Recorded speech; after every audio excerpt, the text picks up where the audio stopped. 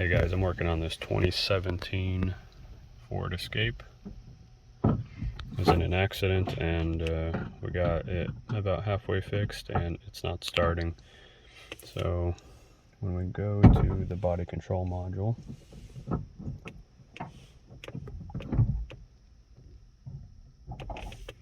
it has a fuel cutoff code. Alright, so it has that B1492 fuel cutoff event. So we'll back out of here, go to the hot functions. Oh, and I already tried clearing that fault out. It would not go out, so I'm going to go to this airbag reset and BCM crash status reset.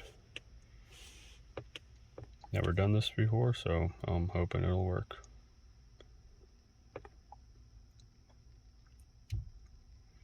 Procedure successful. And back to the BCM and see if I could clear that fault out of there.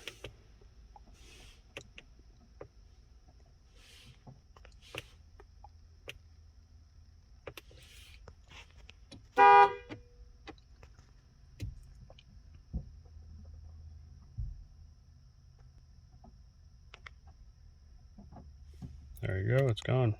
Sweet. Now the vehicle should start right up. That's it for this one. Thanks for watching.